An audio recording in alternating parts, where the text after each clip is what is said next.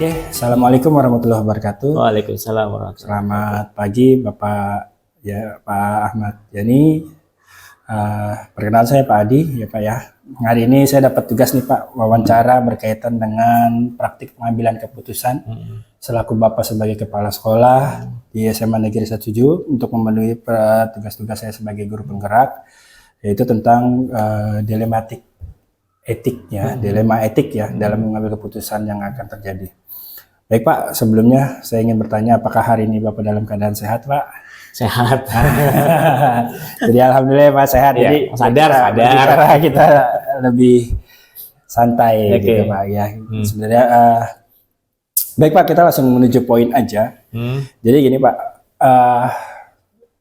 Bapak kan selaku sebagai kepala sekolah di 107, pasti Bapak sudah mengalami dari jadi kepala sekolah, bahkan mungkin sebelumnya Bapak pernah juga jadi wakil gitu kan. Pernah mengalami sebuah kejadian-kejadian yang membuat Bapak harus mengambil sebuah keputusan. Iya. Nah, dalam menghadapi keputusan yang terjadi itu Pak ya, biasanya kan ada menimbulkan dilema tuh Pak dalam penyelesaian segala macam. Jika ada, mohon berkenan Pak diceritakan kasus seperti apa yang Bapak alami dalam mengambil keputusan ketika Bapak, wah ini dilematis nih, saya harus bagaimana untuk menyelesaikan permasalahan itu Pak. Ya. Baik, untuk kasus ya, mungkin yang diantara yang bisa saya ceritakan di sini yang saya bagikan adalah misalnya tentang guru ya, jadi terkait guru dan siswa. Nah, saya mulai dari guru dulu ya. Jadi dalam rangka menjalankan fungsi sekolah dengan sebenar-benarnya ya, sesuai dengan amanah yang saya terima, maka saya harus menjaga kualitas pembelajaran. Nah, tetapi kan ada juga kadang-kadang 1-2 guru yang tidak memenuhi ekspektasi yang saya harapkan, sehingga saya harus melakukan pembinaan, saya harus melakukan teguran. Nah, itu saya ketika menegur, ketika memanggil, saya juga mempertimbangkan banyak hal. Ya, antara harapan saya memulihkan perilakunya kembali kepada yang seharusnya, dengan memberikan kesadaran dia bahwa apa yang dilakukannya itu tidak tepat. Nah, itu saya harus memelihara 2 sisi. Hubungan yang baik dengan dia harus selalu saya jaga. Yang kedua, saya juga tetap harus menjalankan fungsi saya sebagai tugas kedinasan, bahwa layanan pendidikan harus berjalan sebagaimana mestinya. Nah, jadi kadang-kadang saya harus memberikan teguran atau penyampaian dengan cara-cara yang dapat diterima, yang tidak sampai menyinggung perasaan, yang tidak sampai menurunkan harkat dan martabat serta harga diri yang saya beritahu ya. Sehingga saya dapat poinnya, selama ini saya dapat poinnya sih, saya dapat ada kesadaran, ada perbaikan. Ya, cuma mungkin saya harus banyak bersabar karena ekspektasi yang saya inginkan itu tidak bisa cepat berubah. Itu yang saya harus mentoleransi itu ya. Nah, kalau menuntut hasil yang cepat ya saya belum bisa untuk melakukan itu ya. Jadi kalau menuntut hasil yang cepat mungkin otomatis saya harus tensinya saya tingkatkan ya. Saya tingkatkan kalau memang sudah sangat mengganggu, ya otomatis saya kadang-kadang menggunakan tensi yang agak tinggi juga supaya karena saya butuh hasil cepat. Karena ini ibaratnya kalau kita ibarat kendaraan itu udah kalau masih peringatan masih jauh, misalnya masih 500 meter lagi, saya bisa ngasih peringatan 500 meter belok kanan ya. Nah, tapi kalau ini udah mepet, tinggal 10 atau 20 meter lagi, maka saya harus tentu harus dengan bersegera dengan yang intonasi yang lebih keras lagi supaya di tempat yang tepat itu kita berbelok. Jadi menyesuaikan keadaan. Nah, tapi tetap yang poin yang saya harus jaga adalah bahwa orang itu selalu mendapat penghormatan dari saya. Bahwa saya menganggap orang itu juga tidak murni salah, tapi juga ada sisi-sisi lain yang alasan dari dia yang saya dengarkan. Dan saya pertimbangkan, dan saya kalau bisa bantu ikut menyelesaikan, saya bantu ikut menyelesaikan. Gitu Pak. Jadi kalau bisa saya tarik kesimpulan dalam kasus ini, ya, Bapak ketika memberikan sebuah keputusan untuk mengambil sikap terhadap pelanggaran-pelanggaran yang terjadi, Bapak lebih memikirkan lagi aspek-aspek ya Pak. Nggak bisa diceritakan Pak, misalkan kasus yang benar-benar misalkan samplingnya kalau kayak di beberapa sekolah itu yang saya ketahui, misalkan kayak di SMP nih Pak, menaikkan nilai Sidanira gitu kan. Nah, itu kan jadi sebuah dilematis seorang pemimpin kan Oke, gitu. oke. Gimana supaya anak-anak ini bisa masuk Diterima. ke perguruan sekolah yang lebih lanjut lagi semacam, maka guru-gurunya melakukan tinggi. Nah, kira-kira kasus yang hampir serupa dengan seperti itu yang pernah Bapak alami apa tuh? Betul sekali ya, itu juga dilema etika juga, dan ini saya menyadari selama saya jadi guru dan juga setelah saya di kepala sekolah bahwa kalau di sekolah itu kalau nilai-nilai adalah nanti dikaitkan dengan siswa eligible atau siswa yang nanti memperoleh kesempatan untuk seleksi nasional berbasis prestasi. Nah, kan orang-orang beranggapan kalau nilainya tinggi selalu meningkat itu yang cenderung diterima. Nah, sementara saya juga memiliki pemahaman ya sejauh yang saya pahami dengan hitungan-hitungan statistik atau data science ya, bahwa juga mereka semua pasti menggunakan angka-angka yang terukur ya kan, ukuran-ukuran yang lebih mempertimbangkan keadaan dan seterusnya. Nah, jadi kadang-kadang yang anggapan umum orang pikirkan itu tidak selalu sama dengan apa yang dilakukan oleh komputer ketika melakukan perhitungan itu. Nah, saya tetap mengedepankan pencapaian anak itu ya. Saya tidak mendorong untuk adanya markup nilai sedemikian rupa sehingga melewati daripada kewajaran. Semasa jadi guru juga saya seperti itu. Saya memberikan angka-angka yang rasional saja, yang wajar. Saya tidak, kadang-kadang saya tidak selalu misalnya kalau saya waktu jadi guru tuh saya selalu disodorkan nilai siswa semester lalu supaya harapannya guru itu yang memberikan saya ya, yang memberikan nilai itu adalah bahwa saya kalau bisa memberikan nilai sama kayak tahun lalu atau meningkat, tapi selalu saya abaikan itu. Saya tidak lihat itu, tapi saya bukan saya abaikan ya, saya artinya tidak selalu harus bahwa si A ini harus selalu meningkat, nggak harus gitu. Jadi untuk mengakomodasi itu saya kadang-kadang memperhitungkan juga nilai yang tahun semester lalu itu saya ikutkan dalam perhitungan saya, sehingga nilainya akan merapat mendekati kepada nilai yang tahun lalu, tetapi tetap dia akan tergantung juga kepada hasil yang dia peroleh di tahun ini. Karena juga saya menyadari bahwa apa yang saya berikan penilaian kepada siswa tidak 100% benar. Saya juga punya itu semua adalah perkiraan ya. Jadi ada errornya dari setiap penilaian yang saya lakukan, sehingga saya juga tidak memutlakkan hasil penilaian saya. Gitu. Jadi tetap mengedepankan pencapaian siswa ya. Terus yang kedua mengedepankan pencapaian siswa, terus yang kedua adalah juga berdasar kepada kepentingan siswa juga. Ya, jadi saya akomodasi juga, saya perhitungkan juga bahwa siswa juga berhak atau agar kita beri kesempatan untuk bisa dapat diterima di seleksi nasional berbasis prestasi dengan nilai yang baik. Jadi saya juga tidak memberikan nilai yang rendah. Atau saya juga semasa kepala sekolah, saya justru mendorong ke guru-guru untuk memberikan kesempatan yang luas kepada siswa untuk memberikan soal yang kira-kira ya yang mereka bisa jawab gitu ya. Jadi yang nilai yang memotivasi siswa, tapi juga tentunya bukan nilai yang berlebihan gitu. Wah, itu ya Pak. Kalau tadi Bapak lihat ceritakan, menurut saya itu sebuah keputusan yang solutif ya Pak sulit, ya. Betul. Jadi begini Pak, di dalam modul yang saya pelajari kali ini kan ada dua jenis dilema Pak ya. Itu antara yang pertama itu adalah etika yang merupakan kebenaran, lawan kebenaran. Ya, dan yang satu lagi adalah bujukan moral. Nah, bujukan moral ini merupakan kebenaran melawan kesalahan.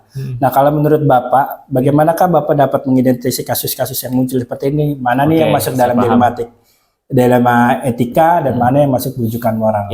Oke. Baik, saya boleh uraikan ya. Jadi dilema etis itu kadang-kadang kita harus analisa dengan baik-baik ya.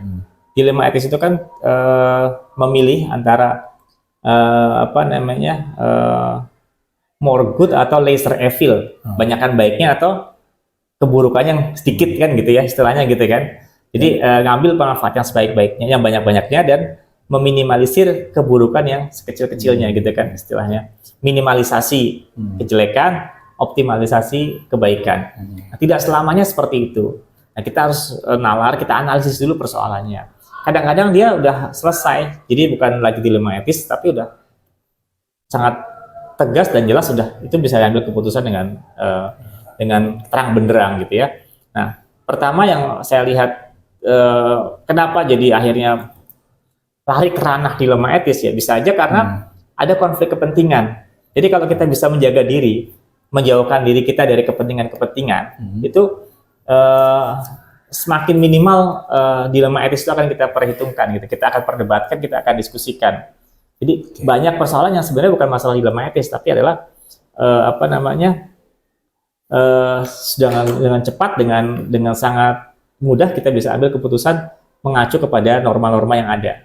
Nah, kenapa bisa lari ke dilema etis? Ya karena tadi ada konflik kepentingan. Misalnya saya ambil contoh ya. Dulu ya waktu saya ngajar tuh saya pernah ngajar, selain dulu kan belum dilarang ya waktu zaman dulu tuh, selain ngajar sekolah itu saya juga bisa ngelesin anak-anak sekolah itu juga.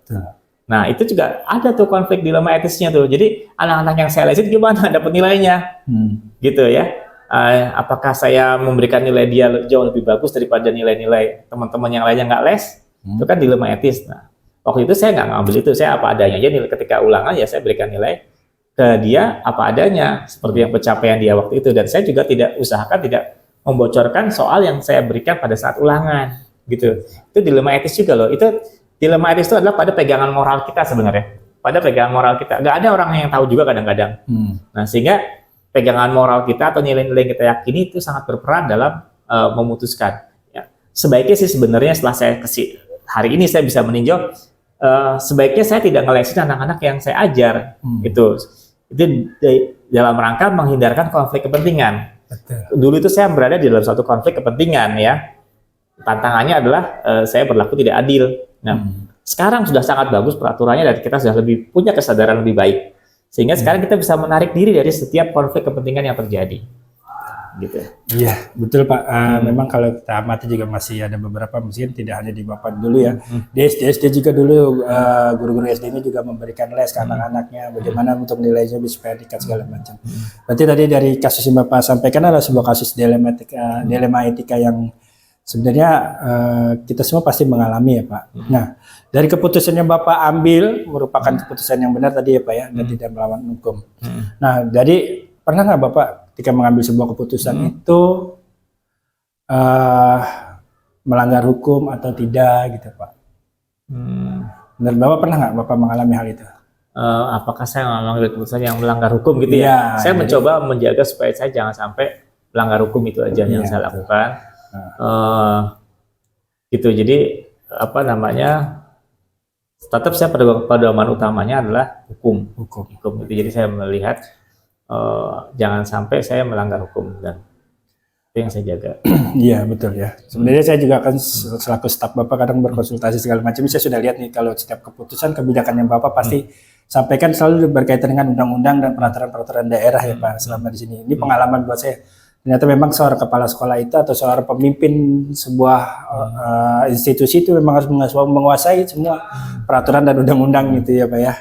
Baik, berikutnya Pak, dalam menjalankan pengambilan keputusan nih Pak, terutama untuk kasus-kasus dilema yang berintinya kepentingan yang sama-sama benar dan sama-sama mengandung nilai kebajikan nih Pak. Nah, menurut Bapak bagaimana nih Pak? Bapak mengambil keputusan itu benar-benar kalau ketika terjadi sebuah dilema nih, saya harus bagaimana untuk yang terus nilai-nilai kebajikan juga yang akan Bapak ambil itu seperti apa Pak kira-kira? Oke, baik. Nah, kalau yang dua keputusan yang misalnya sama-sama baik ya, sama-sama baik dan sama-sama tidak melawan hukum gitu ya. Betul, Pak. Sama-sama tidak melawan hukum, kemudian kita harus cari, kita analisa dudukan persoalan itu sebaik-baiknya. Kita cari yang yang memberikan manfaat paling banyak buat kita. Betul. Dan yang memberikan sedikit kemudaratan atau keburukan buat kita. Betul. Itulah yang kita pilih ya. Misalnya nih contoh misalnya antara dua sama-sama yang bagus ya. Yang sama-sama bagus misalnya kalau dalam rangka kita misalnya untuk memilih satu atau dua orang untuk mendapat tugas tertentu gitu ya. Betul. Nah, sama-sama bagus ya, dua-duanya sama-sama bagus, sehingga kita harus pertimbangkan yang sisi lain. Jadi kita variabelnya tidak cuma satu, variabel tentang kompetensi saja yang kita perhitungkan, misalnya untuk menduduki satu posisi. Saya harus memilih satu orang untuk satu posisi, dua kandidat itu sama-sama bagus, gitu ya. Nah, variabelnya nggak cuma kompetensi saja yang kita hitung, juga kita lihat kesejahteraan, psikologis dan material dari masing-masing, gitu ya. Nah, kalau seorang ini yang saya pilih A, nah saya harus perhitungkan juga dampak buat keluarganya, dampak waktunya, dampak yang lain-lain, dampak buat kehidupannya. Nah, sehingga nanti saya juga memberikan manfaat juga kepada orang yang saya pilih tadi. Tidak cuma memberikan manfaat buat institusi saja, tetapi juga manfaat buat orang tadi juga bisa kita maksimalkan. Jadi faktor perhitungannya kalau sama-sama bagus, saya ambil variabel lain. Variabel lainnya itu misalnya kalau milih orang, ya selain manfaat buat institusi, saya juga melihat lagi manfaat buat masing-masing individu. Kalau ini saya kasih, ini rada-rada kayaknya nggak terlalu menginginkan, atau artinya tidak terlalu bukan prioritas dia untuk di posisi itu. Dia lebih senang misalnya untuk menghabiskan waktu di rumah dengan keluarga, ngurusin keluarga. Ya udah, berarti saya nggak pilih dia, saya pilih yang memang bersemangat dan punya ambisi untuk ke depan gitu. Oke. Ya, betul Pak. Memang dalam untuk membuat sebuah keputusan memang harus melihat kepentingan yang secara bersama, untuk kepentingan bersama ya Pak. Iya, betul. Nah, dalam hal ini Pak, ketika Bapak mengambil sebuah keputusan, pasti kan Bapak punya langkah-langkah dan strategi nih. Menurut Bapak, ketika Bapak mengalami sebuah hal yang harus Bapak membuat keputusan penting, urgensi gitu kan. Nah, menurut Bapak nih, langkah Bapak dan strategi Bapak untuk menyelesaikan permasalahan itu gimana Pak? Oke, kalau saya harus mengambil keputusan yang penting, urgent, dan berdampak gitu ya, besar, ya saya harus berunding, saya harus minta pendapat dari teman-teman saya, teman terdekat, kolega kerja saya, dari berbagai perspektif. Kadang-kadang saya dapat perspektif yang bagus juga, perspektif yang tidak saya miliki dari teman-teman saya, sehingga lebih komprehensif lah pengambilan keputusan saya, lebih sempurna pengambilan keputusan sekolah untuk ke depan. Misalnya terkait dengan PPDB ya, contohnya di Lema PPDB nih. Jadi PPDB itu kita udah menggunakan peta. Nih karena kenapa saya mau PPDB? Karena sekarang saya diminta PPDB juga nih, ya kan? Jadi ada diminta peta zonasi. Peta zonasi tahun lalu udah jadi, fix. Kalau tidak ada komplain dari warga, ini bisa lanjut. Oke. Terus ada komplain dari warga, ada masukan. Karena kan orang juga pengennya wilayah dia masuk ke dalam zonasi. Ada komplain, tapi ada yang komplain yang berdasar, ada komplain yang mengada-ada kan gitu ya. Nah, bagaimana saya menampung komplain-komplain itu? Oke, kita pilah-pilah komplainnya. Nah, terhadap komplain itu, ternyata satu komplain itu keluhan atau protes terhadap keberatan terhadap peta itu akan berdampak kepada wilayah lain warga. Jadi seandainya misalkan keberatan ini kita terima, kita ajukan, maka yang terjadi adalah wilayah lain yang tadinya mendapat keuntungan menjadi kehilangan keuntungan itu gitu loh. Misalkan dari zona 1 bisa bergeser ke zona 2 karena perubahan peta. Nah, terhadap itu, saya harus minta pertimbangan dari teman-teman, diskusi lanjut apa enggak nih gitu ya istilahnya terhadap keberatan tentang peta. Oke, saya tanya lagi, yakinkan yang mengajukan keberatan terhadap semua konsekuensinya. Saya yakinkan Bapak minta ini konsekuensi ini loh Pak, gitu. Oke, saya sampaikan konsekuensinya ke teman-teman saya juga. Oke, enggak, tapi ini yang benar ini. Oke, sepakat. Emang ini berarti permintaannya adalah menyesuaikan dengan keadaan sebenarnya. Oke, saya sepakat. Lalu saya majukan. Nah, saya majukan, tapi juga saya memetakan sesuai dengan keadaan sesungguhnya. Memang juga sebenarnya keberatannya berdasar. Kalau keberatannya nggak berdasar, saya nggak teruskan. Keberatannya berdasar dan saya cek di lapangan memang seperti itu keadaannya. Oke. Masalahnya kan kalau saya ajukan bisa diterima, bisa berubah petanya. Kalau saya tidak ajukan, juga asalkan tidak ada keberatan, ya itu bisa berlanjut. Ternyata kan memang ada keberatan. Oke, ada keberatan, dan yang keberatan juga harus tahu konsekuensinya. Dan setelah saya cek juga, ternyata keberatannya berdasar. Oke, saya maju terus, diperiksa berbagai pihak, dan akhirnya disepakati. Nah, itu yang saya lakukan. Jadi, walaupun nanti di ujung akhirnya dia sadar, loh kok kayak gini Pak? Jadi strateginya memang harus Bapak terapkan selalu dengan koordinasi bersama teman-teman. Iya, harus tanya teman-teman dan juga tanya ke yang bersangkutan, meyakinkan. Kadang-kadang apa yang disampaikan orang itu dia nggak tahu apa yang dia sampaikan atau akibat dari yang dia sampaikan. Dan sehingga kita iya, dan sebelum ambil keputusan tentunya sudah disepakati secara bersama ya Pak, jadi tidak dirugikan satu sama lain. Iya, yang kebetulan yang akhirnya pihak dirugikan komplain, lo kok jadi gua sekarang ada di sini. Nah itu temen lu tanya dong. Iya, jadi gini Pak, ya Memang begitulah dalam setiap pengambilan keputusan pasti ada dilema-dilema yang terjadi ya Pak, benar ya. Kalau apalagi berkaitan dengan PPDB ya Pak. Oke, Pak, ketika Bapak mengikuti hal-hal seperti ini nih Pak, kalau misalkan kayak tadi tuh ya, sebenarnya tantangan terberat nih dalam Bapak mengambil menghadapi keputusan-keputusan kasus-kasus yang dilema tadi Bapak ceritakan itu konflik kepentingan. Konflik kepentingan dari orang kadang-kadang yang berkuasa. Itulah Pak ya. Iya, betul. Jadi memang ada kadang tantangan terbesarnya kadang emang dari yang berkuasa ya Pak ya. Iya. Kadang kita tidak bisa berbuat banyak walaupun kita yang menurut kita itu sudah benar gitu. Iya. Tapi ternyata karena kan kalau kita belajar filsafat, kebenaran itu ada beberapa sisi. Ada kebenaran dinyatakan oleh agama, kebenaran dinyatakan oleh moral, kebenaran dinyatakan oleh ilmu pengetahuan. Tapi juga ada juga kebenaran yang dinyatakan oleh kekuasaan. Betul. Oke Pak, berikutnya Pak, pertanyaan berikutnya nih Pak ya. Bapak kan pasti dalam membuat sebuah keputusan memiliki aturan-aturan ya Pak ya, dan atau jadwal tertentu dalam menyelesaikan sebuah kasus dilema etika. Misalnya jika ada kasus langsung diselesaikan saat itu juga, atau memiliki jadwal tertentu untuk penyelesaiannya, itu Bapak harus bersikap seperti apa? Misalkan ada kasus nih, hari ini harus selesai segala macam. Biasanya kadang ketika ada permasalahan kan dari tuntutan dari teman-teman, guru BK, ini anak ini bersalah ini segala macam. Absennya sudah banyak, terlambat mulu. Bagaimana ini Pak? Udah kita keluarkan atau segala macam. Itu ya, saya juga menangani ini hal seperti ini ya Pak. Jadi, saya juga kalau ada kayak gitu, saya minta duduk dulu bareng-bareng. Pertama kita harus analisis masalahnya, kita buka masalah seterang-terangnya. Saya tidak terima klaim 1-2 orang. Klaim itu harus berdasar. Mana catatannya? Saya tanya dulu, mana catatan pelanggarannya, mana catatan tidak hadirnya, gitu loh. Jadi kalau klaim itu semua berdasar. Nanti kalau udah ketemu klaimnya memang berdasar, kita verifikasi, lalu kita cari rujukannya terhadap tertib yang kita punya. Adanya di poin mana pelanggarannya, cari deliknya. Ketemu deliknya apa konsekuensi dari delik perbuatan itu, gitu loh istilahnya. Jadi kembalikan kepada peraturan atau kesepakatan bersama, gitu loh. Jadi tidak serta-merta dengan perasaan atau dengan suka-suka, keinginan, dengan pertimbangan subjektif kita melakukan penindakan pada 1 atau 2 orang. Karena prinsipnya kan kita diberi kewenangan, kan orang itu seharusnya bebas kan, punya hak asasi. Nah kebebasan itu kan kalau kita mau ambil itu harus ada rujukan yang jelas, harus berdasar. Nah kita nggak boleh juga melaksanakan kewenangan kita dengan salah gitu ya, karena itu akan berdampak kepada orang, kehidupan orang gitu. Jadi Bapak sudah memiliki aturan-aturan ya Pak ya, bagaimana langkah-langkah untuk menyelesaikan setiap ada permasalahan yang Bapak alami di sekolah.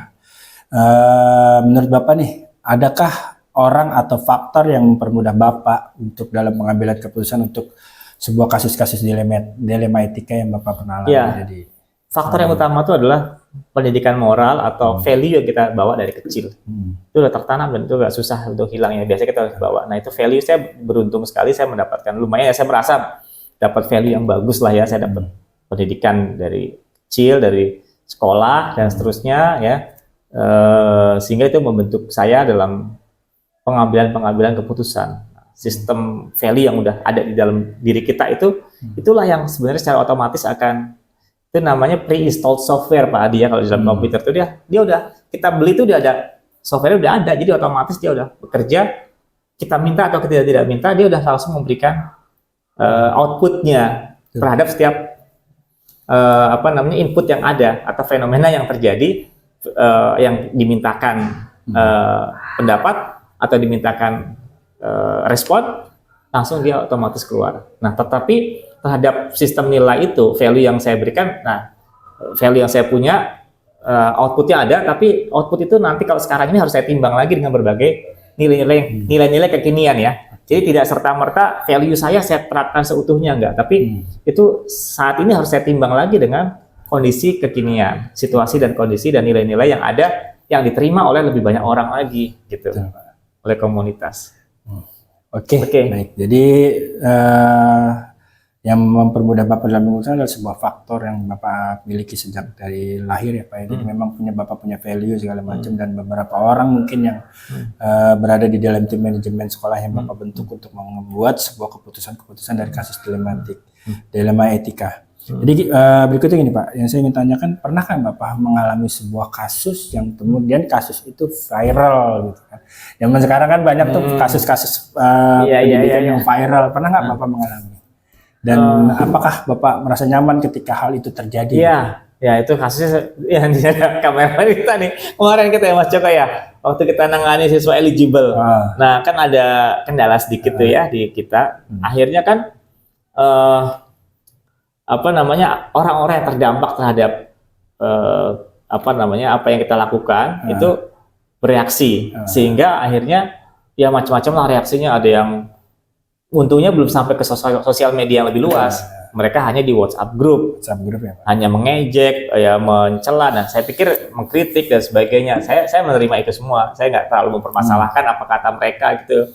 Tapi teman-teman saya banyak yang ini sakit hati juga dengan kata-kata itu gitu loh. Jadi terus ya terhadap itu semua saya mencoba klarifikasi ya, maksudnya kita cari ketenangan, kita urai masalahnya, yang penting kita selesaikan dulu masalahnya. Dan saya siap bertanggung jawab, kemarin juga saya siap bertanggung jawab, kami siap bertanggung jawab terhadap kesalahan-kesalahan yang udah kami lakukan. Kami menyediakan diri untuk bertanggung jawab, dan kami juga secara proaktif menyelesaikan persoalan itu. Dan alhamdulillah selesai masalahnya gitu. Kalaupun nggak selesai, nggak sesuai harapan mereka, ya kami siap menerima segala konsekuensinya. Gitu. Berarti sempat merasakan tidak nyaman ya Pak? Iya, sangat tidak nyaman, betul. Ya, betul. Terjadi di dalam media sosial. Baik Pak, dari setiap keputusan yang Bapak buat nih, apakah ada opsi lain di luar pilihan? Misalkan Bapak sudah melakukan keputusan ini, tiba-tiba ada opsi lain nih, ternyata di luar pilihan yang Bapak putuskan. Pernah nggak terjadi seperti itu? Bisa saja kayak gitu. Ya karena setelah kita rundingkan atau dapat masukan dari yang lain, atau setelah direnungkan lebih dalam, oh ternyata lebih baik kayak gini. Misalnya kayak kasus yang tadi juga eligible tadi. Awalnya hasil kita rundingan, udahlah nggak usah kita undang orang tua, kita selesaikan dulu. Tapi saya merenung lagi semalaman itu. Saya nggak menyampaikan kepada orang tua murid. Nanti orang tua murid juga tahu, pada akhirnya akan tahu. Saya lebih baik jujur ke mereka di depan. Saya menyampaikan dulu, dan saya berjanji, dan saya siap kami siap menerima konsekuensinya, dan kami akan secara proaktif mencari penyelesaian. Makanya akhirnya saya ambil keputusan yang di luar dari yang kita rundingkan bersama itu. Jadi kita mau nggak mau kita kumpulkan orang tua deh, supaya orang clear masalahnya, jelas apa yang terjadi. Jadi tidak dapat, kalau saya biarkan tidak bertemu ya, maka orang akan punya perspektif sendiri-sendiri terhadap persoalan itu. Tidak ada saluran resmi untuk menyampaikan pokok persoalannya. Gitu. Memang kalau yang itu adalah, kalau dilihat memang dilemanya tinggi sekali ya Pak. Jadi kalau misalkan kita sampaikan, takut kita dihujat pasti, gitu karena kan. saya menghadapi orang yang marah semua. Iya. Gitu. Tidak dijelaskan, tiba-tiba nanti bunyi dari orang lain. Saya juga karena juga memang sebuah kasus yang dilema yang cukup tinggi ya Pak. Jadi gini Pak, selanjutnya berkaitan dengan keputusan kayak seperti tadi, kejadian-kejadian itu, adakah kejanggalan atau pertanyaan dalam hati tentang apakah keputusan saya sudah benar, atau setelah Bapak melakukan refleksi malah menjadi lebih mantap lagi dalam memutuskan kasus dilema yang terjadi Pak? Iya, untuk kasus yang tadi, yang eligible, saya refleksi lagi ya. Saya merasa bahwa setelah refleksi apa yang kita lakukan sudah benar, seperti itu ya.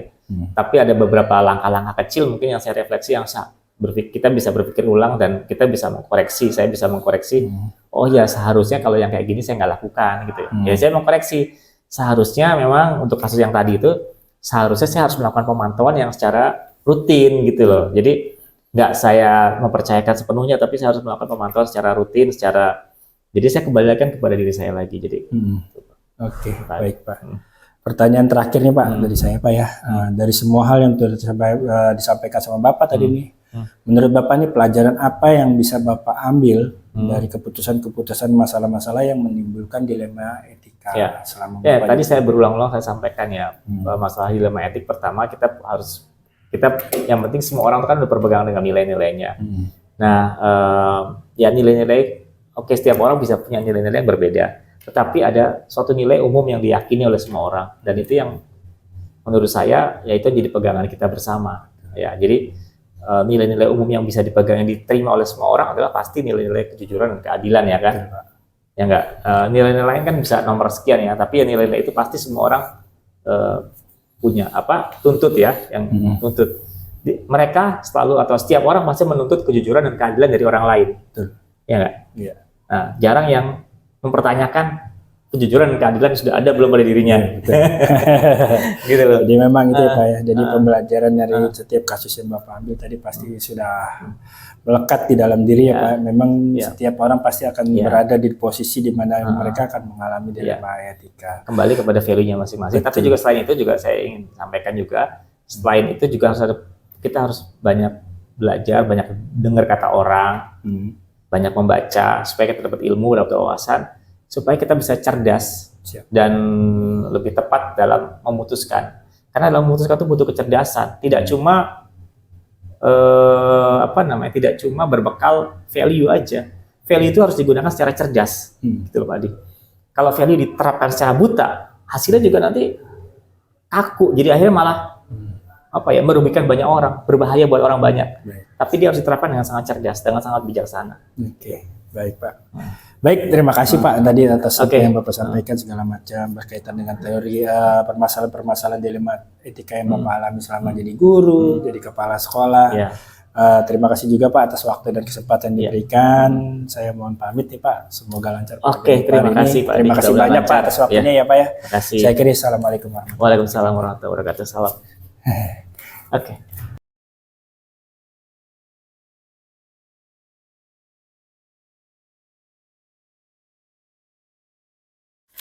Baik, assalamualaikum warahmatullahi wabarakatuh. Waalaikumsalam warahmatullahi wabarakatuh. Selamat pagi Pak Bahri Lubis selaku Kepala SMA Negeri Unggulan DKI Jakarta di Muhammad Husni Tamrin. Perkenalkan Pak, saya Adi Santoso, saya salah satu CGP Angkatan 9 dari SMA Negeri 1 Jakarta. Mohon izin untuk melakukan wawancara kepada Bapak berkaitan tentang sebuah pengambilan keputusan-keputusan yang berbasis kepada kebijakan sebagai seorang pemimpin. Salah satunya adalah di sini ditekankan adalah ketika mengambil sebuah keputusan pastinya kita terkadang mengalami sebuah dilema etika dalam mengambil keputusan, ya Pak. Baik, sebelumnya gimana Pak kabarnya hari ini? Alhamdulillah, baik, sehat. Sama ya, sehat juga ya. Alhamdulillah sehat juga Pak. Ya. Saya tuh kalau datang sini jadi seperti nostalgia Pak. Oh iya. Jadi memang kalau sudah datang ke MHT ini rasanya seperti pasti sudah ketemu dengan orang-orang yang hebat. Karena namanya sekolahnya saya sudah mau sekolah unggulan ya Pak ya, yang anak-anak muridnya pasti sudah unggulan ya Pak. Iya. Baik Pak, berkaitan dengan hal ini, kebetulan saya mendapatkan tugas di dalam modul 31 untuk mewawancarai 2-3 kepala sekolah. Yang pertama saya mewawancarai kepala sekolah saya, dan kedua adalah saya mewawancarai Bapak selaku Kepala SMA Negeri Unggulan Muhammad Husni Tamrin. Izin Pak, saya menyampaikan beberapa pertanyaan kepada Bapak nanti berkaitan dengan hal ini. Jadi gini Pak, selama Bapak menjadi kepala sekolah, adakah satu masalah yang Bapak hadapi sebagai pemimpin sekolah di mana masalah itu menimbulkan sebuah dilema dalam penyelesaiannya? Nah, jika ada, mohon Pak berkenan untuk bercerita dari sebuah kejadian-kejadian, misalkan kayak seperti kita lihat di beberapa sekolah, mungkin contohnya itu adalah kasus-kasus mungkin kalau sekarang di SMP itu Pak Sidanira yang banyak kita tahu, banyak guru sudah mulai memarang nilai untuk meningkatkan nilai agar perusahaan studi diknya bisa masuk ke sekolah-sekolah berikutnya. Nah itu kan sebenarnya salah satu contoh dilema yang jadi pimpinan juga harus membuat keputusan. Nah sekarang di sini pengalaman Bapak apa nih yang bisa diceritakan ke saya nih berkaitan dengan sebuah keputusan dilema baik itu dengan guru maupun dengan siswa di sekolah Pak? Iya.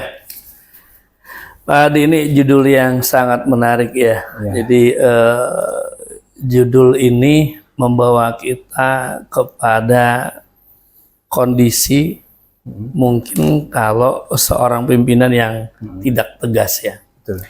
Jangan diartikan tegas itu hitam putih. Tapi sesungguhnya ada persuasi di sana. Ada bagaimana mempengaruhi sehingga apa yang kita mau terjadi. Pak Adi gini, sebenarnya sederhana kok, seorang pemimpin itu dimanapun ikut aturan, jangan buat aturan sendiri. Betul. Kemudian ikut juga aturan Allah. ya kan? Iya, betul. Jadi di sana pada wilayah itu kita bisa tegas. Hmm. Wilayah kita di bawah naungan dinas Provinsi DKI Jakarta. Ikut aturan itu. Siap. Jadi kalau kita nggak paham aturannya, kita tanya banyak. Karena pejabat-pejabat dinas kita begitu sangat terbuka. Ya. Nah, kembali ke dilema. Ini judul bagus sekali karena sesungguhnya gini.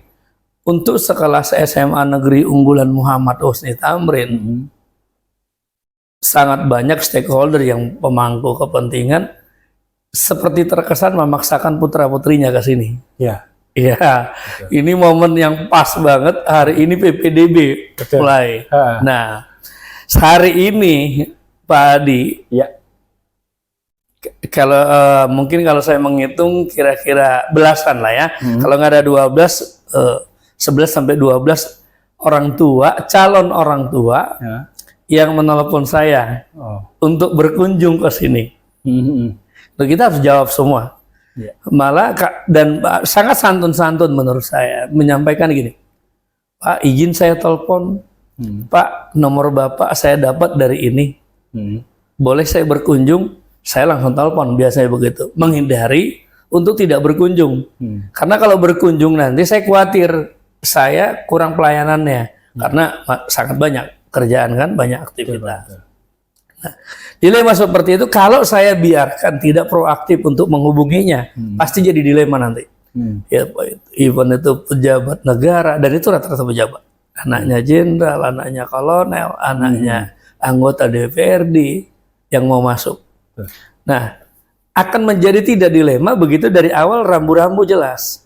Juknisnya kita berikan, service excellent service-nya kita berikan. Ya, seperti ini caranya. Nah, kalau penting, dirasakan penting, siswanya atau putra-putrinya bawa kemari. Nah, pelayanan kita di sana. Yang pada akhirnya sebenarnya tujuannya kita tahu semua kan. Tolong dong, terima putra saya, terima putri saya. Nah, dengan bahasa yang kami nanti akan memperhatikan sekolah. Kami nanti, nah, begitu bahasa itu ada, sering-sering jadi tidak simpati. Meskinya tanpa harus putra-putrinya masuk ke sini. Kalau seorang pejabat atau apapun, perhatikan sekolah itu kan kewajiban mereka juga. Betul, Pak. Nah, di situ. Ya. Jadi dilema itu saya pikir akan terhapus sesungguhnya dan akan terus menghantui kita kalau kita tidak apa? Tidak taat aturan. Betul. Dan aturan itu memang tadi mereka nggak tahu. Berapa siswa yang diterima ke sini mereka nggak tahu. Jadi begitu kita bilang persaingan misalnya di jalur umum, Pak Adi pasti tahu pernah di sini hanya 36 orang, Iya, betul. diperebutkan sampai hampir 2.000 orang. Siapa yang berani dalam tanda petik tidak sesuai dengan jalur masuk ke dalamnya? Nah itu dilema kalau lainnya tidak ada. Ya. Iya. Ya, baik Pak. Jadi Bapak tadi menceritakan tentang hal yang berkaitan dengan PPDB ya Pak ya? Ya. Salah satunya PPDB. Apakah ada kasus lain lagi Pak selain PPDB yang pernah Bapak alami dalam mengambil sebuah kebijakan keputusan misalkan? Oke, pelanggaran betul sekali. Pak Adi, SMA Negeri Unggulan Muhammad Husni Tamrin, saya sih menargetkan dan kita semua guru sudah mulai berpikir anak-anak kita itu sudah tidak kita terlalu berpikir lagi lah masuk ITB, masuk UI, janganlah. Cukup yang reguler ke sana. Apa dong gunanya mereka sampai belajar Cambridge, belajar IELTS, masuk macam-macam olimpiade yang dibiayai oleh Pemprov DKI. Kita mulai berpikir, mulai sekarang, mungkin mulai tahun ini, sampai 35 siswa anak kita full scholarship ke luar negeri. Saya berpikir mulai ke Pemda, mulai menyampaikan mungkin nanti ke DPRD, masuk MH Tamrin hanya boleh kalau dia nanti ke luar negeri. Hanya iya, kalau nggak ya, jadi duta DKI, duta bangsa ini, karena di luar negeri pun sesungguhnya untuk pendidikan luar negeri itu bukan bersenang-senang, mereka adalah pejuang. Iya. Mulai dilema masuk, bagaimana SDM kita? Nah, SDM bahan baku anak-anak kita mudah karena seleksinya sudah cakep. Betul. Saya pikir udah seleksi tahun ini agak berbeda dengan seleksi sebelumnya. Seleksi untuk berbeda pun itu perjuangan. Betul, Pak. Ya, tahun ini dan tahun kemarin saya mengikuti saja dulu. Tahun ini dinas saya pikir sangat bagus sekali, sangat merespon. Seleksi tahun ini ada namanya tes potensi skolastik dan itu nggak pernah ada. Nah, kemudian ada penalaran matematik, penalaran IPA dan literasi bahasa Inggris. Iya, betul. Jadi kita buat itu. Dilemanya tadi tentang bagaimana graduate anak kita nanti akhirnya dia ke luar negeri, SDM kita siap nggak? Betul, Pak. Nah, pertanyaan, SDM dari mana yang mencetak untuk bisa anak-anak kita menjadi ke luar negeri? Kan tidak menyiapkan khusus. Nah, bisa nggak menjadi tidak dilema, ada aturan yang tegas siapa yang menjadi pengajar di sini, siapa yang menjadi prinsipal di sini. Nah, aturan yang jelas akan dibuat khusus karena memang sekolahnya udah khusus. Betul, Pak. Nah, sampai sekarang itu belum. Belum ada ya. Belum, mungkin dulu pernah terjadi ya. Mungkin termasuk Pak Adi, mungkin seleksinya beda ya. Kalau sekarang malah biasa saja. Iya. Teman-teman yang reguler ikut di redistribusi, nah pindah kemari bukan berdasarkan kompetensinya. Nah, itu sangat-sangat dilema sebetulnya. Oke. Jadi memang dalam membuat sebuah keputusan Bapak banyak mempertimbangkan hal-hal yang harus bagaimana menunjang keputusan saya ya Pak ya. Jadi kalau tadi saya baca dari jawaban Bapak, saya simak dari sampaikan Bapak, memang kalau saya lihat memang dulu pengalaman saya di sini, memang saya selalu sampaikan kepada anak-anak di sini juga, sempat ketika saya ngobrol dengan mereka juga saya bilang gitu Pak. Kalau kamu sudah masuk MHT, kalau kamu ujung-ujungnya masuk IPB ya jadi kampus-kampus yang sekelas, sebenarnya menurut saya nggak balance lah dengan kemampuan kalian yang ada di sini. Benar, dengan visi Bapak tadi adalah memang harusnya anak-anak di sini udah melanjutkannya minimal itu adalah ke luar negeri. Gitu, Pak. Wah, jadi itu memang sebuah keputusan-keputusan yang sangat solutif ya. Jadi gini Pak, di dalam modul yang saya pelajari itu ada 2 jenis dilema ya Pak ya. Pertama itu ada dilema etika yang merupakan kebenaran melawan kebenaran Pak. Satu lagi ada sebuah, itu adalah bujukan moral yang merupakan kebenaran lawan kesalahan Pak. Di dalam ada di dalam modul yang saya pelajari. Nah, kalau menurut Bapak nih, bagaimana cara Bapak itu mengidentifikasi kasus-kasus yang muncul? Mana yang masuk dalam dilema etika, mana yang menurut Bapak itu adalah sebuah bujukan moral. Jadi kalau misalkan ada kasus nih Bapak, saya pengen mengetahui nih Bapak bagaimana nih mengidentifikasinya, memecahkan ini yang harus, saya harus begini, saya harus begini, ini harus begini. Ya, oke. Pimpinan itu tidak segalanya adalah mengambil kebijakan. Betul Pak. Utama ini apalagi hubungannya dengan moral. Ya. Sering sekali dengan ajak berdiskusi, dengan ajak melibatkan, tanpa kita mengambil keputusan pun, orang yang mau diambil keputusan itu rela menerima. Betul, Pak. Tapi tidak langsung kita ambil keputusan, wah selesai, enggak. Ajak ngobrol. Di SMA Negeri Unggulan Muhammad Tamrin itu jadi jalan. Kenapa? Karena guru kita sedikit. Iya. Tidak mesti gaya ngomongnya. Kalau kepala sekolah ada kehilangan, kalau apa-apa ke ruang kepala sekolah jangan. Jangan. Kita aja ke ruang kepala sekolah. Sambil kita olahraga, pulang dari masjid menuju masjid, kita ngobrol, itu bagus sekali. Malah keluar semua. Kalau katakan sederhananya begini, guru kita identifikasi agak terlambat masuk kelas. Karena buat saya itu utama hak anak-anak di sekolah itu tidak ada hak yang lebih dari hak anak. Sekalipun hak anak itu kadang-kadang kalau dilanggar gurunya bisa jadi dia senang. Itu bisa jadi ya. Nah, tapi kita pikir kenapa harus masuk ke ruangan? Kenapa harus pembinaan ditulis? Jangan. Dari saya tuh cukup wilayah hati ke hati saja. Sambil ngobrol, yang teman jalan ke masjid kita sampaikan, Pak, ada apa tadi di rumah? Kita tanya bisa aja kan sebenarnya. Gak ada hal ya apa. Jadi tadi masuk kelas, mohon maaf, tadi agak terlambat sedikit Pak. Oh ya, malah dia berpikir pasti besoknya tidak diulang lagi. Jadi yang seperti itu saya pikir komunikasi yang mesra, yang harmonis. Sudah nggak eranya lagi lah kepala sekolah apa-apa. Masuk ke ruangan saya, tulis pernyataan, jangan. Sekolah yang bagus Pak Adi, Kalau ke siswa, saya beberapa di luar negeri saya kunjungi itu, negara-negara maju saya kunjungi. Sekolah yang bagus adalah sekolah yang tidak menerapkan tata tertib, tapi tertib. Saya kasih analogi, Pak Adi di rumah, emang ada orang tua buat tata tertib di rumah? Nggak ada kan? Nggak ada. Tapi bagus kan? Jalan. Ya. Tetap ada tata tertib itu, ya pengikat aja sebenarnya. Tapi sesungguhnya jangan sampai kita bilang, ada anak melakukan misalnya kesalahan, lihat tata tertib nomor sekian, sekian, jangan. Itu nanti hanya sebatas itu saja, terlalu mudah karena yang kita perlakukan bukan robot ya, bukan, tapi kita perlukan adalah pakai hati. Karena sama dengan guru-guru kita, nyaman. Ya, betul. Salah satunya membuat semua bersinergi dari guru dimanapun itu kenyamanannya. Oke. Ada banyak guru jadi sakit karena gak nyaman. Iya betul Pak. Jadi kalau ada di sekolah tertentu banyak yang sakit gurunya, lihat warna pemimpinnya seperti apa, itu perlu dilihat. Ya, oke. Baik. Jadi memang kalau dari tadi yang Bapak jelaskan, saya bisa tangkap nih gambaran bahwasanya setiap kebijakan-kebijakan yang Bapak buat, keputusan-keputusan Bapak buat tentu pasti sudah berdasarkan undang-undang yang ada ya. Jadi memang tidak mungkin melawan arus, misalkan seperti melanggar hukum atau segala macam. Oh ya.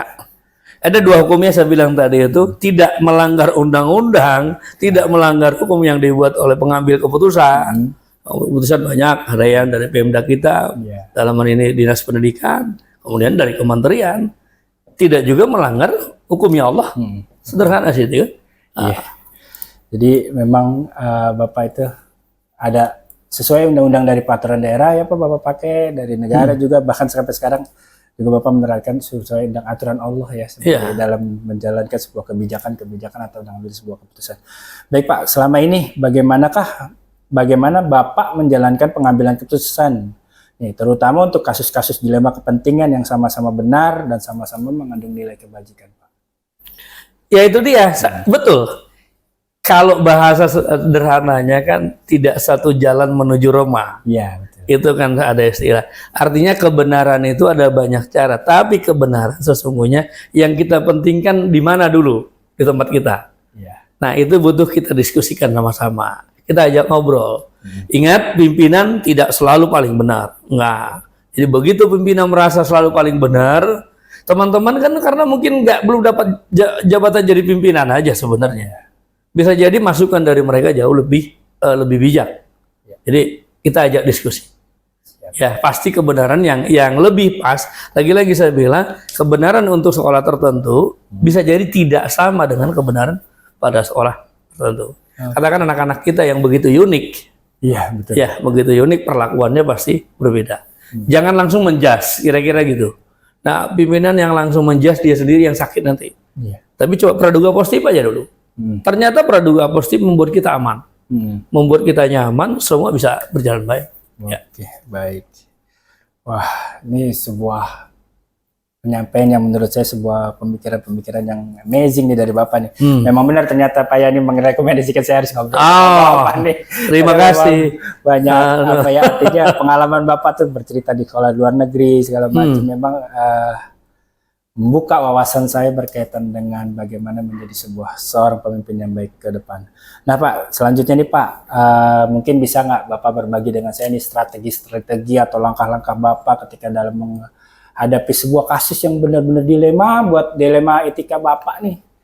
Bagaimana strategi Bapak nih untuk step by stepnya menyelesaikan permasalahan itu sehingga menghasilkan sebuah keputusan yang sangat baik untuk kepentingan bersama Pak. Oke, kalau step by step mungkin saya sampaikan ya. Kita katakan ada case ya, ada kasus. Satu, kita kelirikan dulu kasus kita berpikir praduga positif dulu. Siap. Karena kalau sudah mindset kita terhadap kasus itu dengan praduga negatif, apalagi kita terlalu banyak mendengar yang sementara orang itu tidak melihat langsung, pasti nanti pengambilan keputusan kita bermasalah. Yang berikutnya, kita kumpulkan bukti-bukti yang lengkap. Bukti-bukti yang lengkap. Sudah begitu, misalnya yang bermasalah kita ajak ngobrol 4 mata, tidak perlu ada orang lain, karena sesungguhnya kalau ada kasus tidak untuk publikasi enggak, mengorangkan siswa itu ajak ngobrol aja.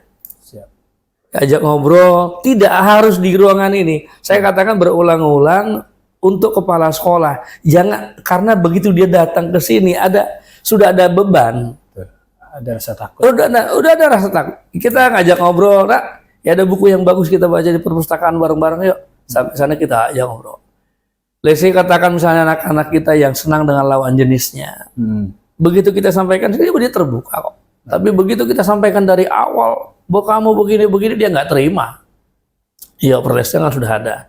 Nah, kalau masih ada masalah terus, perlu kita komunikasikan dengan orang tua, kalau dengan anak ya. Iya. Kenapa? Orang tua harus tahu. Iya. Harus tahu di awal. Karena nanti akan banyak juga orang tua yang menyesali kasus putra-putrinya kita tidak menyampaikannya. Gitu ya. Kemudian jangan selalu mengakhiri dengan buat perjanjian tertulis, jangan. Itu membuat dia apa ya? Seolah-olah kita mengancam anak kita kandung sendiri gitu. Sederhananya gini deh, anak kita yang ada di sini Pak Ade, nanti jauh jadi kepala sekolah begitu.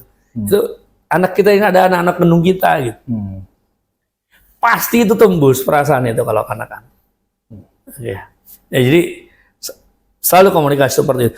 Namun ada nggak Pak bahasa apa ya? Selalu ada nggak misalnya yang mereka tetap sudah dibuat seperti itu? Ya, kalau saya bilang sepanjang itu tidak kriminal, tidak ada masalah yang tidak bisa diselesaikan sekolah. Siap. Tapi alhamdulillah sekolah kita tidak pernah terjadi. Ya, oke. Memang jadi satu pembelajaran yang saya dapat tadi dari kata jawaban Bapak itu adalah bahwasanya tidak perlulah untuk anak membuat surat perjanjian seperti segala Oh, enggak, jangan. Apalagi jangan sampai terjadi ini Pak, ini calon pemimpin hebat ini. Jangan harus memang kita gini, siapkan waktu kita berkontemplasi pulang dari sekolah. Gini, berpikir gini, jangan sampai ada bahasa kita mengeluarkan siswa. Itu saya bilang kelayakannya jadi guru masih perlu dipertanyakan itu. Oh ya gampang, anak kita kalau di rumah kalau nggak sesuai di rumah, aku bilang kamu bukan anak papa, begitu. Ya nggak bisa. Jadi pelan semua ada. Saya udah apa ya? Mungkin di DKI nggak tahu saya bilang. Yang paling lama jadi wakil saya 14 tahun. 6 kepala sekolah wakilnya di SMA 28 tuh saya. Artinya banyak banget lah ketemu. Ya itu prinsip dari awal dulu. Saya nggak boleh mengeluarkan siswa. Dari prinsip itu kita berpikir nanti selalu ada Allah berikan solusi. Iya. Kalau kira-kira ada beban yang terlalu berat, letakkan dulu. Siapkan dulu waktu untuk merenung. Bagaimana? Jangan yang emosi diperturut, jangan. Pasti ada solusi terbaik. Gitu. Jadi emang kita memperlakukan hati anak-anak kita. Jadi kita harus main hati juga. Gitu. Oke. Tadi ada statement yang mengatakan bahwasanya jangan sampai kita mengeluarkan siswa ya. Sebenarnya gitu. Memang di sekolah-sekolah reguler mungkin ini sesuatu bahasa yang tidak asing ya Pak. Jadi kata-kata yang tidak asing udahlah dikeluarin aja di sekolah kalau memang ada itu bermasalah segala macam. Jadi menurut pengalaman Bapak nih berkaitan dengan kasus seperti ya misalkan ada statement udah dikeluarin aja gitu segala macam. Seberat apapun pelanggaran yang dilakukan siswa itu tetap harus berpedoman untuk tidak. Saya bilang tadi kecuali kriminal ya. Contoh kriminal narkoba. Jadi pengedar itu bukan wilayah kita lagi. Jangan juga kepala sekolah terlalu atau warga sekolah terlalu berat untuk itu. Mungkin ada yang menangani yang lebih pas. Gitu. Tapi kalau misalnya anak katakan misalnya nih, kalau dulu kan tawuran antar pelajar di sekolahnya sendiri, yang ini apa dikeluarkan, misalnya melawan guru, ini kita lihat dulu kasusnya, kita lihat dulu pelan-pelan. Bisa jadi dari ketidakcocokan di awal nanti mesra banget lo belakangannya. Bisa jangan langsung. Jadi terlalu panjang kalau saya ceritakan tentang hal itu berapa banyak kasus nanti anak-anak yang begini. Tapi ternyata begitu orang melihatnya, oh iya Pak, atau orang tuanya. Pak Adi gini, ada orang tua yang ingin anaknya dikeluarkan. Aneh kan sebenarnya. Karena udah terlalu sering kita undang, sering kita ini. Malah udah keluar aja, emang anak saya ini nggak beres ini. Kita bingung kan? Kalau kita emosi juga saat itu malah udah selesaikan. Ada dukungan orang tua. Masa depan anak bagaimana? Jadi pelan kita. Saya kira di situ mungkin Allah titipkan kita jadi guru nggak mudah. Tidak bermain dengan benda mati, tidak bermain dengan kertas yang main asal sobek, asal coret. Nah, nggak begitu pada wilayah anak. Wah. Oke, sesuatu yang benar-benar menambah pemahaman saya bagaimana dalam membuat sebuah kebijakan. Memang kebetulan juga saya di sekolah kan ditunjuk Pak Yani sebagai staf kesiswaan juga Pak. Jadi Pak, hal-hal seperti ini memang kita harus benar-benar open minded berkaitan dengan permasalahan-permasalahan siswa. Benar tadi pengalaman dari Bapak itu kita harus menggali secara penuh, ya. Harus melakukan sebuah pengendalian emosi juga ya Pak. Karena memang biasanya berkaitan dengan siswa itu kadang kita emosi segala macam. Pokoknya Pak Adi, satu, jangan merasa paling benar sendiri. Betul. Berikan hak anak untuk menjawab. Berikan anak menjawab. Iya. Ya kadang-kadang lagi berpikir ini kalau berubah dilema, ini orang tuanya bisa jadi bukan ingin memberikan solusi, bukan ingin memberikan solusi. Kalau banyak lah, tapi begitu kita cuma satu berprinsipnya, yang mau saya selamatkan anak saya. Saya kadang-kadang tidak terlalu peduli dengan keluarga yang lain. Ini anaknya yang dititipkan di sini, ini wajib selamat. Artinya 3 tahun dia di sini, langkah untuk katakan sampai dia beribu tahun untuk ke depan. Jadi 3 tahun di sini adalah langkah dia nanti, senjata dia untuk tahun-tahun berikutnya meraih kesuksesan. Ini nanti Pak Adi masih karena masih muda kan, banyak nanti anak-anak itu yang tadinya berpikir wah, jadi troublemaker-nya terus, sekolahan itu malah datang peluknya itu benar-benar mesra banget. Mengucapkan terima kasihnya, kita melihat kesuksesannya. Oke, baik Pak. Lanjut ke pertanyaan berikutnya nih Pak ya. Pasti dalam setiap mengambil sebuah kebijakan atau sebuah keputusan Pak ya, pasti ada tantangan-tantangan tertentu ya Pak. Misalkan kalau kita kayak tadi ambil misalkan tidak mengeluarkan siswa ini. Ada beberapa guru yang menuntut, jadi kan sebuah tantangan kita untuk bagaimana meyakinkan teman-teman gitu ya Pak. Menurut Bapak nih, untuk menghadapi tantangan-tantangan seperti ini Pak, tipsnya nih bagaimana ya Pak? Iya, oke. Tadi kemarin juga Bu Ayu tanya segini nih. Saya pernah buat dulu dalam satu tagline itu, saya bilang gini nih. Itu jika resiko dapat diterima sebagai suatu keharusan, pastilah hidup menjadi permainan yang menggairahkan. Aneh. Artinya apa? Kalau mulus-mulus saja nggak ada seninya, Pak. Ada tantangan itu, perbedaan pendapat jangan diartikan perpecahan, jangan. Jadi begitu teman misalnya rekan guru, TU karyawan berbeda pendapat, kita akan berpikir akan konstruktif ke sekolah. Pasti akan konstruktif. Yang pimpinan bingung kalau apa yang disampaikan pimpinan semua oke. itu pasti nggak ada kemajuan sekolah itu. Udah pasti nggak ada. Tapi begitu berargumentasi, memberikan reasoning, untuk memberikan bagaimana untuk pandangan pemikirannya, dari misalnya referensi yang dia baca, yang dia ikuti, nah udah pasti membuat sekolah itu bagus. Buka diri aja lah sebenarnya. Bahasa sederhananya mungkin gini Pak, nanti kalau jadi kepala sekolah lagi, boleh nggak kepala sekolah berlaga tidak tahu? Sangat boleh. Udah, ikuti. Dan jangan memotong, begitu dia ngobrol terus saja. Kasih wilayah. Sekalipun kadang-kadang, ada nggak orang yang hanya memberikan protes tanpa memberikan solusi? Ada. Tapi budaya itu pelan-pelan kita buat. Terus bagaimana solusinya? Karena teman-teman kita juga saya pikir sudah pendidikan sampai kemana-mana, dan yang di sini ini pengalaman di mana-mana. Kebahagiaan di sekolah ini dalam pengambil keputusan sangat heterogen, karena berasal dari beberapa sekolah yang berbeda. Oke, baik Pak. Jadi memang harus membuka diri ya Pak ya. Jadi walaupun ketika ada permasalahan dengan orang lain, memang kita harus sepertinya harus, dari pendapat yang Bapak sampaikan tadi adalah kita harus bisa membuka diri. Walaupun kita bersitegang dengan orang lain, mau nggak mau kita tidak boleh bertahan lama untuk bersitegang dengan dia. Jadi mau nggak mau kita harus mengalah untuk berbicara mungkin. Betul. Baik Pak, berikutnya apakah ada orang atau faktor yang membuat Bapak itu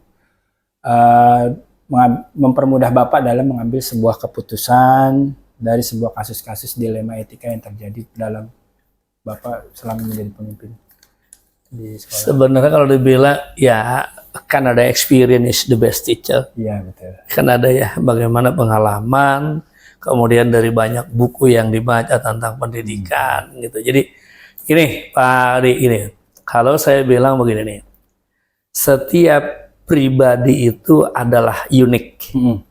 Itu kalau untuk pendidikan dalam sekali pemahamannya. Kenapa? Karena faktor dari keluarganya, ya kan? Dari keluarganya dan bagaimana dinamika kehidupannya. Itu kan sangat unik. Sangat unik. Memperlakukan siswa secara unik atau guru secara unik dalam hal penyampaian seolah-olah mudah. Setiap kasus orang pasti berbeda. Nah, kelemahan di Indonesia adalah menangani anak atau menangani orang dengan menyamakan semua orang. Itu kelemahan pendidikan kita. Kelemahan pendidikan yang klasikal, kelemahan pendidikan dalam hal assessment, itu biasanya di situ. Guru matematik, saya matematik, memberikan soal sama semua buat anak. Sangat salah. Makanya sebenarnya untuk anak-anak nilai 9, katakan 90, dengan 90 di sini deskripsinya berbeda. Nah, keunikan itu sebenarnya yang lebih jauh kan gini. Kalau bahasanya Merdeka Belajar kan sekarang ada disebut dengan pelajaran terdiferensiasi. Iya, benar. Diferensiasi itu sebenarnya kuncinya gampang, keleluasaan. Tapi nggak mudah guru memberikan keleluasaan buat siswa. Begitu juga nggak mudah kepala sekolah memberi keleluasaan buat guru. Bahasanya gini, Mari, jangan diartikan berbeda itu tidak cocok dengan kita, enggak. Karena setiap guru punya cara. Pak Adi dengan Pak Adi yang lain misalnya pasti beda. Oh, sama-sama keren. Katakan misalnya, wah, yang saya buat ini lebih bagus. Enggak. Kalau kita lihat ke anak tertentu, lagi-lagi membuat lebih bagus dari mana sih? Dari anak kan? Anak lebih menyukai cara Pak Adi daripada cara ini, berarti ini lebih bagus dong. Dan lebih bagusnya metode itu kan tidak sama untuk semua pelajaran.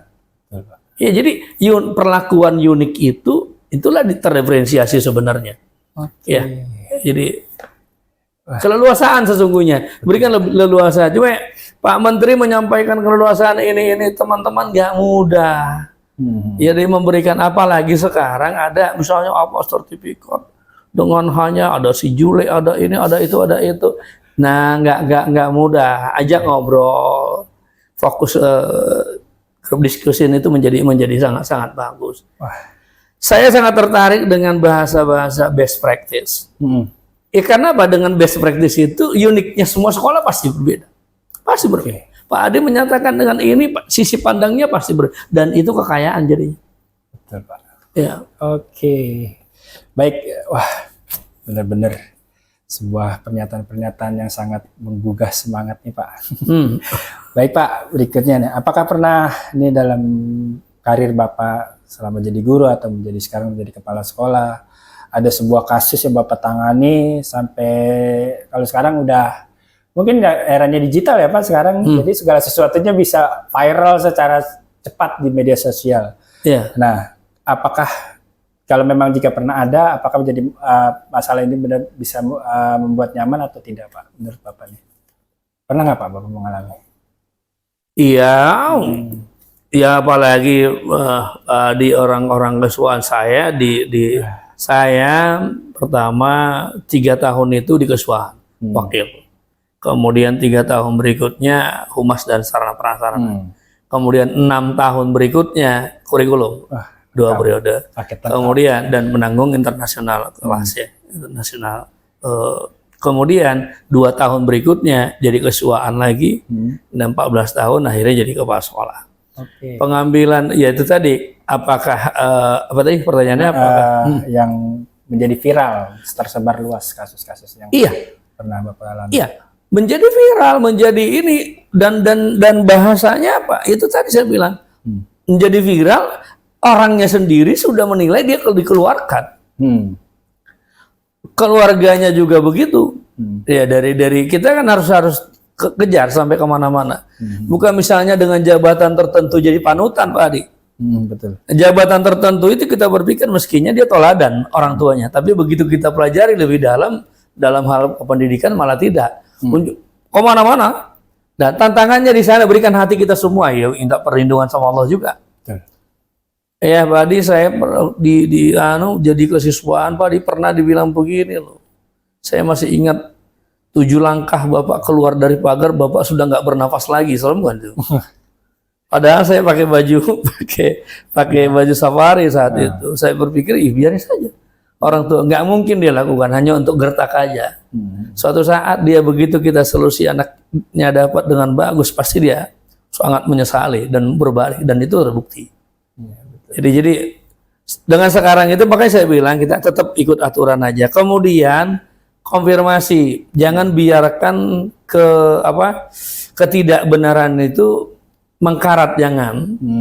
Nanti orang salah menilai, bukan hanya pribadi Pak Adi misalnya, tapi bagaimana sekolah, instansi yang bersangkutan. Guru kalau ada kesalahan itu kita harus kita konfirmasi ulang. Kita sampaikan kemana sehingga tidak membawa diri dan sekolahnya. Kemudian tidak ada guru-guru di sini namanya pimpinan, apapun kasusnya, pimpinan yang salah. Itu harus seperti itu. Mari saya doakan banget bisa Pak Solah jadi pengambil kebijakan dimanapun. Akan sangat nyaman buat semua orang. Begitu kita pentokin guru kita, itu nanti berkepanjangan kemana-mana itu. Mudah-mudahan tidak pernah ada masalah dengan guru-guru kita ya. Ada kasus, ada banyaklah kasus dulu. Dan saya memberikan masukan saat itu, tetap ternyata kepala sekolah tidak mengambil seperti itu. Kalau kepala sekolah bilang, Pak, saya mohon maaf, saya akan benahi yang kurang atau yang salah saya. Selesai itu guru. Guru, kalau 4 mata begini apa aja boleh saya ngomong ke Pak Adi kok. Dan Pak Adi pasti bisa terima. Bila perlu saya ke rumah Pak Adi, santai saja ngobrol. Bila perlu kita makan di mana, semua pasti kena. Pak Adi mau bentak saya, pasti nanti suatu saat pasti meluk. Kita anggap jadi membina anak kita nggak bisa kita dengan aturan-aturan. Udah kekeluargaan itu perlu banget. Ya kita lihat aja.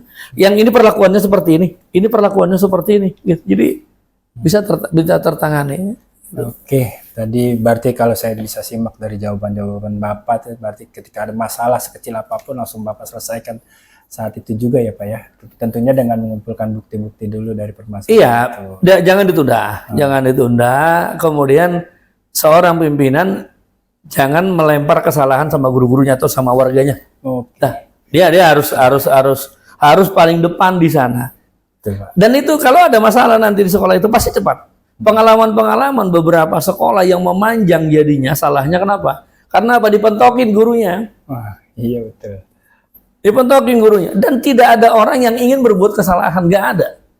Ada kan, hati-hati di kesuaan.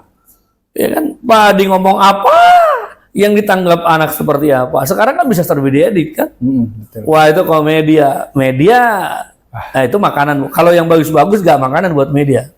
Media diekspos kemana-mana, udah. Tapi begitu pimpinan masuk langsung mengatasi, insya Allah cepat masalahnya. Tapi begitu pentokin dengan gurunya, wah masalah. Ya memang kalau jawaban Bapak sangat tepat ya. Memang kalau dari pengalaman yang saya lihat juga, memang sebenarnya guru itu butuh perlindungan dari seorang pemimpin, walaupun terkadang guru itu melakukan kesalahan ya Pak ya. Tidak ada guru yang salah kecuali kepala sekolahnya nggak beres. Nggak ada pimpinannya. Pimpinannya. Kalau nggak jangan jadi pimpinan. Sederhananya itu. Betul Pak. Sederhananya itu. Kalau Pak Adi guru saya, apapun bisa saya omongin ke Pak Adi kok. Dan tidak ada meski Pak Adi tertulis, enggak, jangan. Siap. Udah apa aja. Nah, jadi kalau ada kadang-kadang pengawas mana pembinaan, aduh. Ini dulu jadi kepala sekolah begitu kali apa-apa suruh murid tulis, suruh, aduh jangan.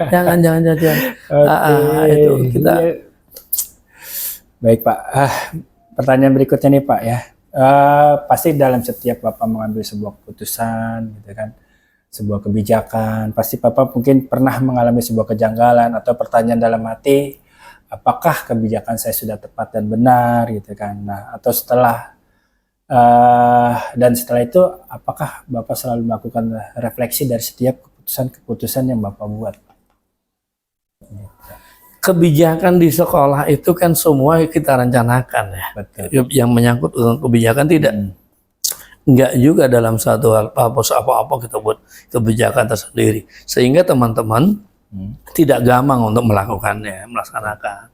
Kebijakan dalam hal pembelajaran, dalam hal penilaian, dalam hal bagaimana pada akhirnya untuk nilai anak-anak kita semuanya, kan ada kebijakan yang sudah memang kita gariskan di awal.